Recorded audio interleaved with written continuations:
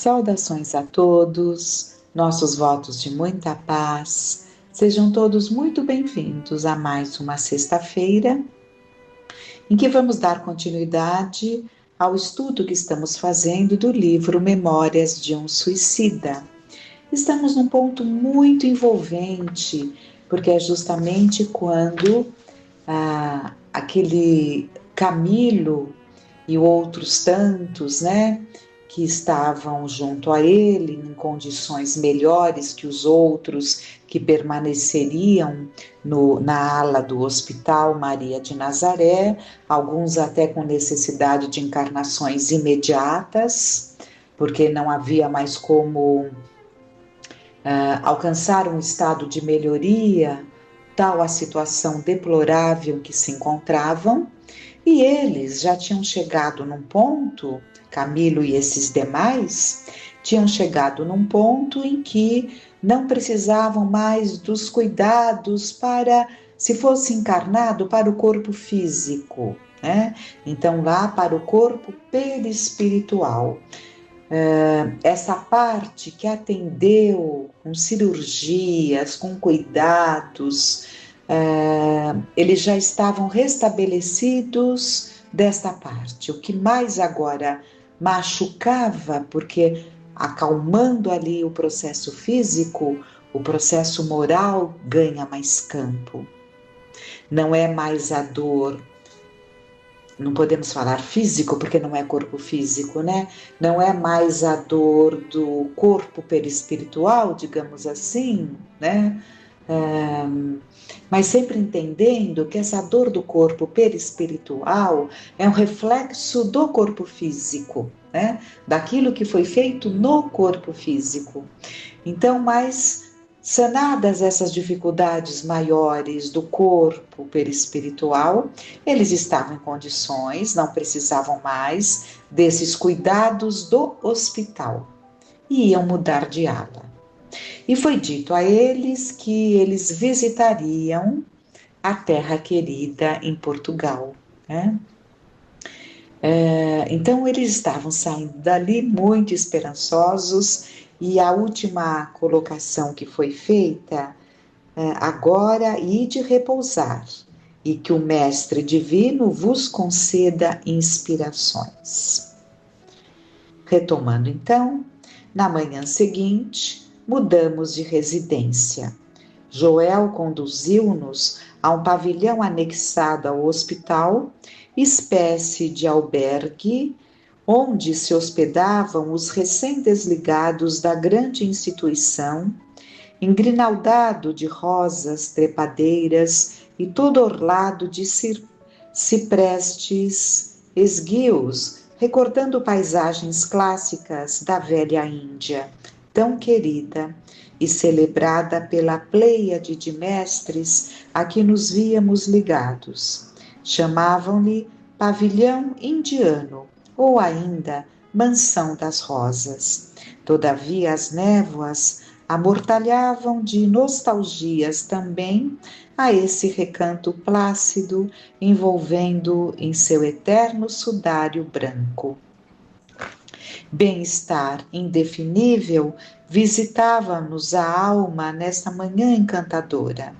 Belarmino, que de ordinário se mantinha sério e pensativo, apresentava-se risonho, comunicativo. João de Azevedo confessava-se muito esperançoso e afirmava estar disposto a só realizar o que irmão Teócrito aconselhasse, para o que pretendia entender-se, ainda com aquele boníssimo diretor. Quanto a mim, sentia-me até feliz, permitindo-me mesmo a veleidade de projetos literários para o futuro, pois tinha para mim que na próxima visita à Terra conseguiria estrondoso sucesso de além-túmulo, voltando às lides literárias que me foram comuns, com o concurso do primeiro instrumento mediúnico que deparasse. Então já estava definindo para ele, o trabalho que ele teria, tanto que estamos lendo um livro, né, que foi trazido pela médium Ivone Pereira, né, ditado por ele. Então, já falamos de início que não foi bem um ditado, né? Ele foi colocando na mente dela. Uma hora nós podemos retomar as primeiras páginas, porque ele foi imprimindo, digamos assim, né, no sentido de colocando no cérebro dela essas vivências que ele ia passando para ela. E depois ela ia escrevendo, porque já estava nela. A qualquer momento nós retomamos esse tipo de psicografia bastante interessante, né? Porque não estava vindo ali naquele momento como um ditado, né? Então, continuando aqui, estávamos ainda longe de suspeitar o volume das árdegas lutas que a jornada das reparações exigiria de nossos esforços. Então eles estavam ali, não digo eufóricos, mas muito contentes, né, com essa possibilidade, com essa mudança. Claro, sair daquela condição do hospital e com aquilo que se abriria para eles, é claro que foi um momento maravilhoso.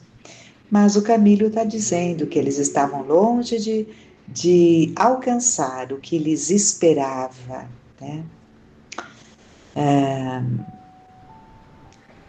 Então, repetindo, o que as reparações exigiria de nossos esforços e o conforto, o carinhoso acolhimento recebidos daqueles abnegados servos do bem, tendo desfeito a clâmide trágica que recobrira de dores os nossos espíritos, levava-nos a raciocinar que, afinal, o suicídio não fora tão cruel como quereria parecer.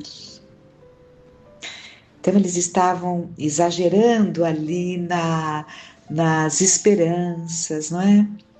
Mário Sobral era o único que se não iludia, pois falou-nos, presenciando nossa satisfação nas primeiras horas que passamos no pavilhão indiano. Que Deus assim vos conserve para sempre, amigos. Minha consciência não me permite tanto. Acusa-me intransigentemente, não permitindo tréguas ao meu desgraçado coração. O silêncio que nossos amigos guardam acerca do crime por mim cometido apavora-me mais do que se me acusassem diariamente, prenunciando-me represálias. Não é possível que meu procedimento com minha esposa e meus filhos, com a desgraçada Eulina, com meus pobres pais, passe despercebido à lei cujos umbrais começam a descerrar para meu raciocínio. Se sou criminoso para comigo mesmo, suicidando-me, sê-lo-ei também pelo mal praticado em outrem. Sabes, Camilo, já há algum tempo venho sentindo as mãos entorpecidas. Como eu esperava chegar nessa passagem, é uma das mais assim, tocantes. Mas vamos vendo com calma, não vou antecipar. Mas já estamos vendo, né, que o Mário Sobral já não estava sentindo as mãos. Então ele se volta para o Camilo e fala, se sou criminoso para comigo mesmo, suicidando-me, sê-lo-ei também pelo mal praticado em outrem. Sabes, Camilo, há já algum tempo venho sentindo as mãos entorpecidas, aéreas, vazias, como se houvessem sido decepadas. Às vezes procuro-as, confuso, pois deixo de senti-las comigo. E de repente, enquanto a mim mesmo indago do que poderia motivar tal estranheza, visão excruciante conturba-me o cérebro. Vejo Eulina, abatida sobre o canapé, estorcendo-se sob o fragor das bofetadas com que lhe torturei o rosto, a extortorar entre minhas mãos assassinas, que lá estão, separadas de meus punhos, estrangulando-a. Ó meu Deus, que representará semelhante anormalidade? Que mais confusão mental aparecerá para castigar-me? Por quem és, Camilo amigo? Dá-me tua opinião valiosa. Então ele estava sentindo que as mãos do perispírito não estavam mais ali. Chegava a procurá-las, como ele nos relata. E de repente ele via ali uma cena dele esbofeteando a Eulina, que era, eu não me lembro se era exatamente uma esposa, se era uma noiva, mas vamos ver. Casada, né? Minha esposa, foi dito, acabamos de ver, minha esposa e meus filhos. Né? Então ele era casado por alguma razão que ainda vamos ver, acredito. Ele acaba matando a esposa, estrangulando-a. Então a cena que ele vê são as duas mãos separadas do corpo dele, só as duas mãos, estrangulando, apertando o pescoço da Eulina. E aí ele pede para Camilo, me ajude. Aí vamos ver o que o Camilo vai colocar. Devem ser os pesares que te alucinam a mente, meu caro amigo, os remorsos que te inquietam a consciência, pois afinal de contas, não deixaste de amar aquela pobre mulher. Por que não te aconselhas com o irmão Teócrito? Já o fiz, Camilo, já o fiz. E então, que te disse ele?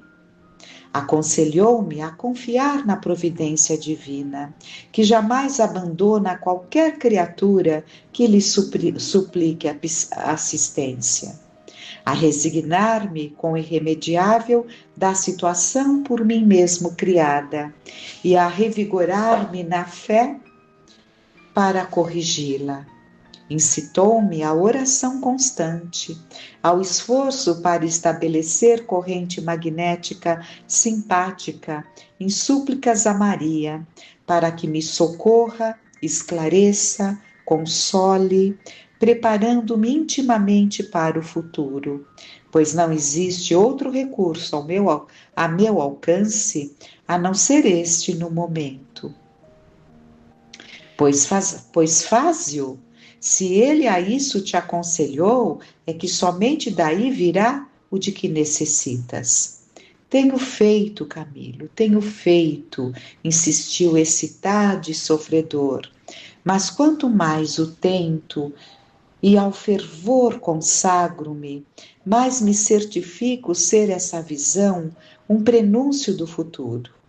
Ao reencarnar, como afirmam Alceste e Romeu, que acontecerá, para expiar meu duplo crime, irei mutilado sem as mãos.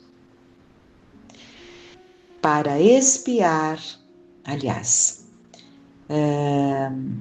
irei sem as mãos, porque elas estão ocupadas noutra parte, a serviço do crime. Elas se desonraram em minha companhia, estrangulando uma pobre mulher indefesa. Já nem sequer as tenho, Camilo. Não as sinto, não as vejo. Foram sepultadas com o corpo de Eulina. E a fim de reavê-las honradas e redimidas, da mácula infamante, precisarei padecer o martírio de uma existência terrena, destituído delas, a fim de aprender no sacrifício, nas torturas inimagináveis, daí consequentes, na vergonha da normalidade humilhante, que as mãos são patrimônio sacrossanto do aparelho carnal, a advertir-nos de que somente deveremos empregá-las a serviço do bem e da justiça, e não do crime. Vamos dar uma parada, porque é muita riqueza para o nosso aprendizado.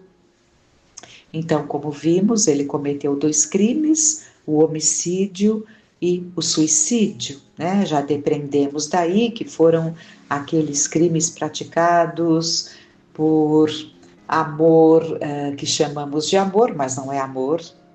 O amor não mata, né? O amor não machuca, enfim, né? E o arrependimento veio, ele se suicida em seguida. E é interessante nós percebermos que tudo vem de nós mesmos. A própria consciência do espírito vai apontando, vai moldando a encarnação futura. Isso dele já não sentir as mãos no perispírito, já vai moldar o corpo físico lá já, né, naquele encontro do espermatozoide com o óvulo, né, que vai se transformar num ovo, vai se dividir 2, 4, e vai, né, aquela divisão e vai formando o corpinho, mas desde o encontro, quando encontra, o espírito já é ligado, o espírito reencarnante já é ligado a esse corpinho a se desenvolver. Mas o corpinho a se desenvolver, mas o espírito já está ali. Por isso que o aborto não se justifica em tempo algum. Então, ele já está definindo o que vai acontecer naquele corpo, né? Porque ele já não sente as mãos. É isso. Muito bom. E continuando aqui o que ele está falando, Eulina era duplamente indefesa. Por ser da sociedade, pois era apenas uma desgraçada meretriz. Ah, sim. Então, Eulina era duplamente indefesa. Aliás, gente, eu pulei uma linha. Eulina era duplamente indefesa por ser mulher e, portanto, frágil e desamparada da família e da sociedade, pois era apenas uma desgraçada meretriz. Mas antes de ser assim, tão infeliz e desgraçada, era acima de tudo criatura de Deus, filha de um ser supremo todo-poderoso e justiceiro, como eu também o sou, como tu, Camilo, amigo, e toda a humanidade. Esse pai, que a todos os filhos ama indistintamente, agora me pede contas da vida que eu tirei, bem supremo, de que só ele sabe e pode dispor, visto que só ele sabe e pode conceber. Então nós percebemos o porquê nós fomos aconselhados pelo Espírito da Verdade, amai-vos uns aos outros e instruí-vos.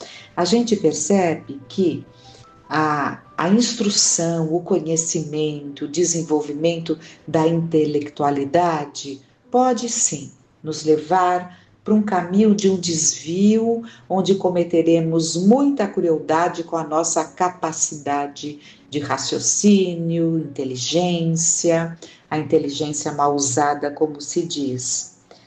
Mas essa inteligência há de ser desenvolvida, é necessário que seja, e como nós percebemos que aqueles que desenvolveram uma intelectualidade, ao compreender a lei, conseguem.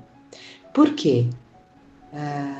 Essa instrução, né? Essa busca do conhecimento, esse debruçar-se sobre um livro, buscando dissecar, compreender, relacionar, comparar, tudo isso vai nos ajudando na nossa capacidade de discernimento, capacidade interpretativa, né?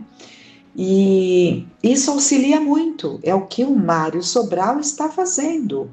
Ele está nos dizendo aqui, de uma forma muito clara e profunda, todas as consequências do seu ato, pelo raciocínio, pela observação, não é? Então, é muito importante. E aprendemos, repetimos sempre, aprendemos com Emmanuel que duas asas nos levam a Deus, a do amor e a da sabedoria, a do amor e a do conhecimento, né? Então vamos.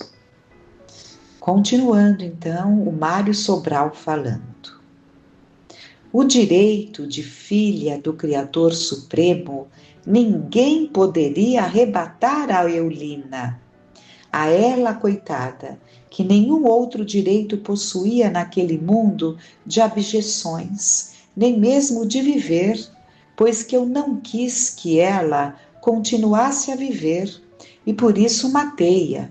Eu matei Eulina, e agora ouço repercutir nos recôncavos mais afastados do meu espírito impregnado de remorsos, a voz austera e comovente da consciência, que é como a voz do próprio Deus, repercutindo em nosso ser imortal.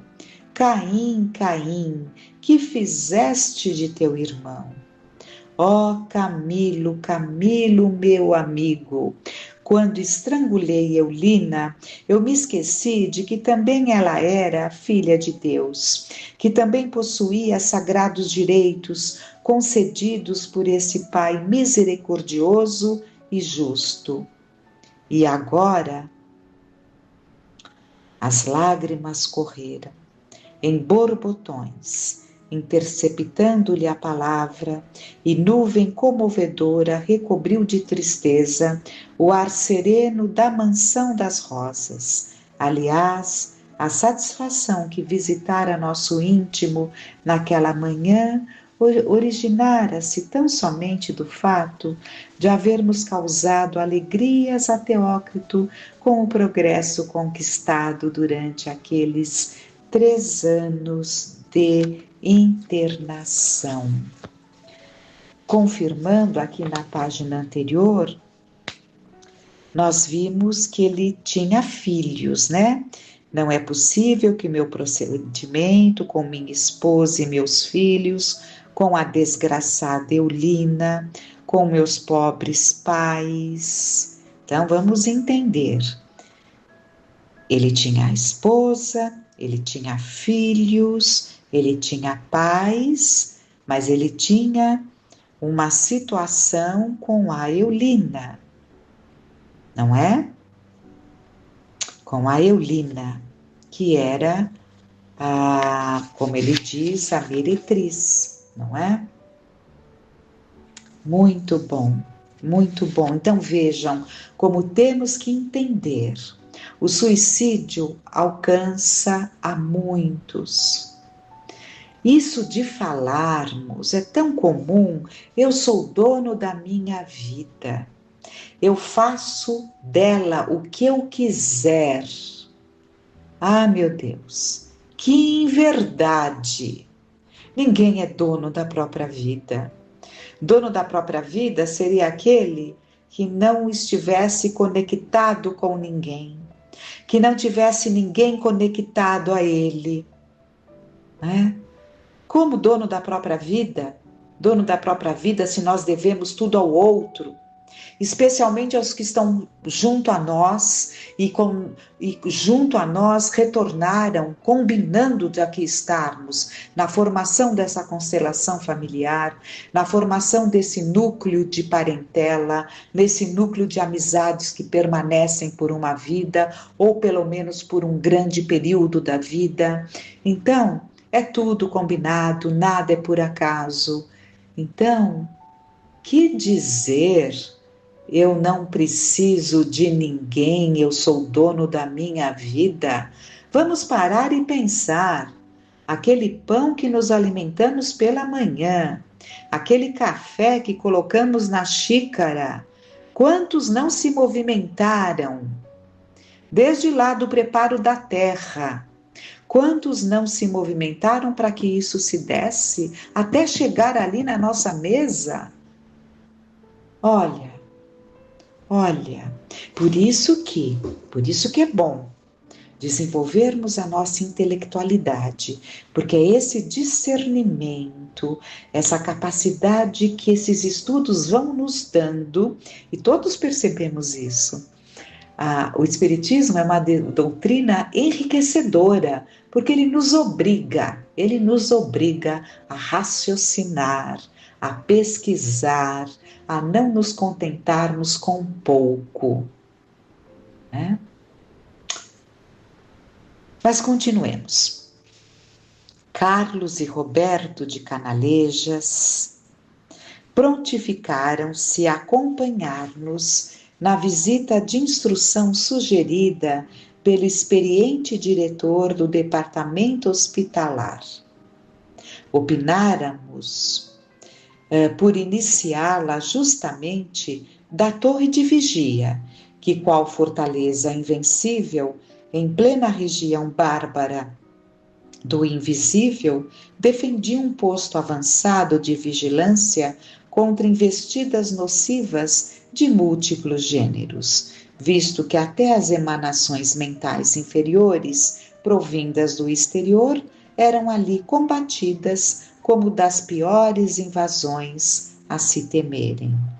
A extensão a percorrer era grande. Um carro singelo e alígero recolheu-nos, pois não vislumbráramos sequer até então a possibilidade de nos impulsionarmos com o pensamento, praticando a volitação.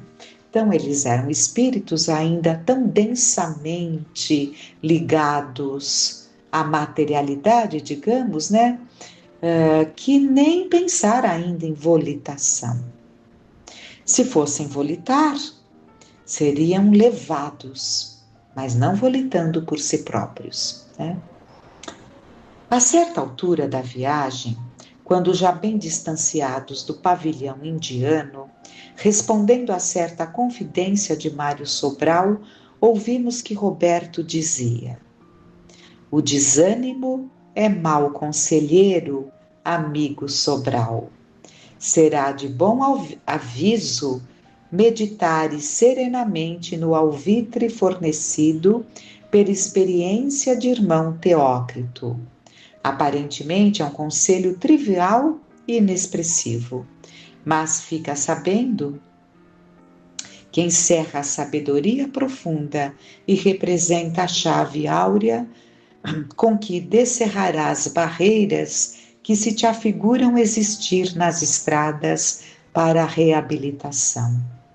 Que importa, aliás, uma existência de 30, 60 anos de sacrifícios, em a qual o corpo carnal poderá ser mutilado, se através dela é que reconquistaremos a honra espiritual, a paz que nos falta à consciência, no ensejo para a realização salvadora que nos identificará com a lei que infringimos? Não temas os serviços da expiação. Não temas os serviços da expiação, Mário, uma vez que todos nós, os que erramos, carecemos do seu concurso para desobrigarmos a consciência e, portanto, o destino das responsabilidades aviltantes cujo volume tanto nos indispõe com as harmonias da lei divina, criando anormalidades em torno de nós. Tens o futuro diante de ti, a fim de auxiliar-te na renovação moral de que necessitas. Ele afirmará o teu raciocínio se te quiseres dar ao trabalho dilações prudentes e sérias, que poderás expungir da alma o reflexo humilhante das más ações com a interferência dos deveres santificadores. Se, portanto, é necessário renovar a experiência terrena em corpo mutilado, a fim de que aprendas nas dificuldades daí originadas a te servires de todo o conjunto do envoltório carnal, somente em sentido dignificante, não vaciles. Enfrenta o sacrifício, pois estás convencido de que errastes, e por isso certamente entenderás justo o assumires a responsabilidade dos atos que praticastes em detrimento de tua própria individualidade, pois a honra espiritual e a dignidade moral do espírito assim o exigem. Vamos parar por aqui. Muito a aprender com esses ensinamentos tão profundos. Muito a agradecer pela oportunidade de termos essas riquezas em mãos. Muito a agradecer por vivermos em tempos do Consolador, portanto, com todas essas oportunidades que a mediunidade nos oferece. Graças te damos, Pai. Jesus, nosso Mestre, nosso farol, nosso guia. Que fiquemos em paz.